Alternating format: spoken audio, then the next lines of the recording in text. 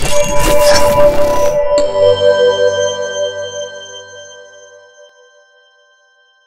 everybody, Boris.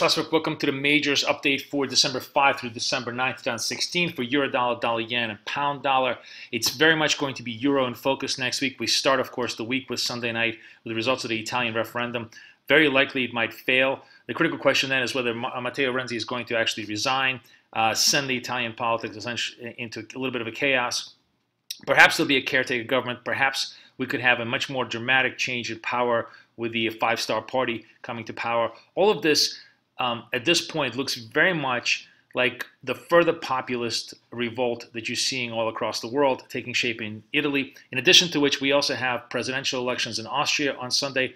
Very likely that the far-right candidate may win there as well. So whether this has a major impact on the euro remains to be seen. So far, going into the weekend, the euro was relatively well bid. The market seems to not taking this very seriously. But you never know the fallout should he fail and Renzi actually decide that he wants to resign, because that could really send Italian politics into a much bigger dive than the market anticipates. On top of that, we have a slew of economic data coming out of Europe. We have final PMI data at the beginning of the week, but really it's going to be the end of the week that will take the bigger focus, because we'll have Mario Draghi with the presser coming up on Thursday. Now that presser is going to be very interesting because, of course, if the referendum fails in Italy, there'll be a lot of questions and a lot of pressure on the ECB to see if they're going to offer further liquidity, and more importantly, probably even extend QE. The conventional wisdom right now is that QE is going to be extended by maybe 6 months further, but it could be even as much as a year, and he could certainly be very non-committal and simply say that they will extend QE but not give any kind of a schedule or a deadline. Either case, if you start to see that type of rhetoric, it's very possible the euro could come under further pressure, because you're going to have more divergence between the US policy and the European policy. The spread between the two should begin to widen, and if that happens, very likely the euro comes back to try to test the very, very key bottom it's made here at the 105.50. This 105, 105.50, very key level. That breaks down to the downside. It opens up for the first time in decades the possible run towards parity. So be watching that very carefully. It's really going to be Euro's game to play as the week begins. As we look at the data set here, the resistance support lines for most of the majors, 107.50 to the euro, 105 to the support. That's a very key support for the euro.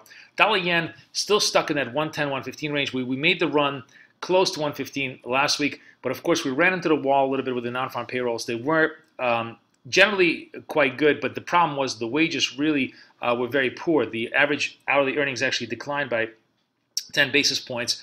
That's a black mark against the idea that the Fed is going to really begin normalization of policy and sort of a continuous tightening of policy starting next year. I think they're now going to want to see further evidence. For now, of course, the December rate hike is very much baked in, but that's really not the issue. The issue for the dollar, in order to really accelerate to the upside, will need to be the communication from the Fed that they are willing to normalize policy, begin hiking rates perhaps once every quarter. So far, we don't have that indication, and that's what's stalling the dollar-yen trade at around this 115 level. The last thing that was interesting this week was the interesting breakout of pound, the relative strength of a pound at the end of the week, despite all sorts of negative talk out of the Eurozone and the ECOFIN group and threats that UK is not going to be part of the union at this point. One interesting solution, this is kind of fascinating because it's something that I think the market hasn't quite thought through, but it's starting to begin to float, is this whole idea that UK is going to remove itself from the union and therefore limit its own immigration policies, but then pay access to get to the EU market. So in fact, it could have its cake and eat it too, albeit at a much higher cost at this point, but it may simply pay kind of a membership fee without necessarily being a member of the EU. This would provide it with full access to the market without having to abide by all of the rules. It's interesting to see if they can work that deal out, but certainly cable is expressing a lot of market optimism, and you're starting to see the breakout above this 27 level, especially on the close on Sunday, was very promising, and cable certainly looks good on a relative strength basis. Let's take a look at the charts here and just see how everything shapes up. So here's euro. Euro making that very, very key. Here, let me just move this through here. There we go. Making that very key support level at 105.50. We're kind of hovering around. Obviously, the market wants to see how the referendum plays out. A move to the downside here. Again, 105.50 is the first level of support. We'll see if the buyers come in. And then after that, of course, it's going to be the 105. If there's super negative news on the day, it's very likely we may be able to test this. We'll have to see. Certainly Sunday night open is going to be a very interesting open for the euro, given how the situation goes in the Eurozone. And then, of course, after that, the secondary hit to the euro is if Draghi comes out and sounds much more dovish. There may be more desire in the Eurozone, given all of the uncertainty and given the need for the periphery economies to really begin to pick up steam, to lower the exchange rate even further, closer to parity. So there may be sort of a stealth attempt by Draghi to kind of do that. We'll have to see if he's willing to talk dovishly as we go forward. So here's dollar yen. That's the other trade here. We corrected a little bit at the 113 mark. Very shallow correction. Again, not a significant correction off of a relatively disappointing NFP number. We'll have to see. So right now, it's the 1300, but then after that, it's the 1200. Really, the 1200 is the big hold here. We start breaking 1200, then you could really say this is a legitimate double top formation.